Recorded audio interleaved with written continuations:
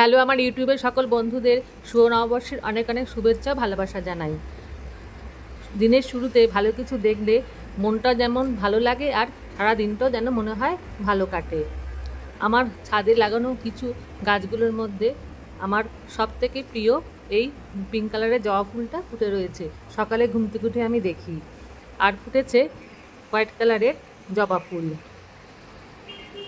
অনেক কুড়ি আছে কিন্তু রোজই ওই 2-3টে করে ফোটে। আর ফুটে রয়েছে দেখো হালকা পিঙ্ক কালারের করবী ফুল। এই ফুলগুলো এই সময় ফোটে।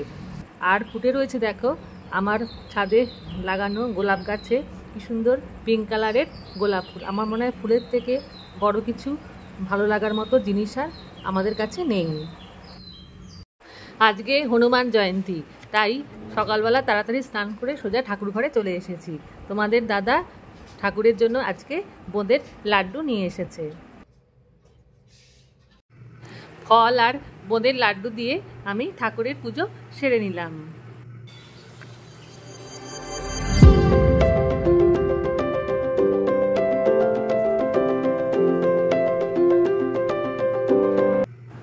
পুজো সেরে তাড়াতাড়ি করে একটু খই, দুধ আর মুড়ি কলা দিয়ে সকালের জলখাবারটা আমি সেরে নিলাম।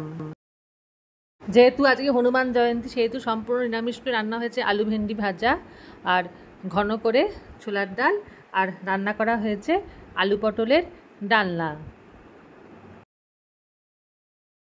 আমি আর শাশুড়ি নিরামিষ খাবো, আর বাড়ির সবার জন্য কই মাছ রান্না করবো বলে আমি এখানে কই মাছগুলোকে ধুয়ে একটু নুন হলুদ আমি মাখিয়ে নিলাম চটপট করে।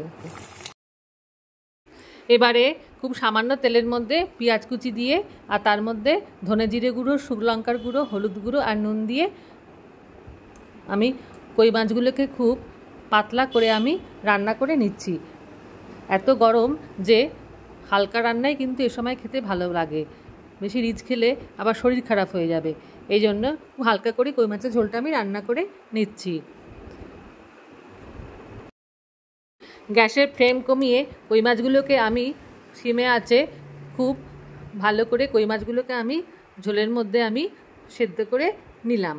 রান্না করা হয়ে গেল আমার কই মাছের ঝোল। তাহলে বন্ধুরা আজকের ভিডিওটা আমি এখানেই শেষ করলাম।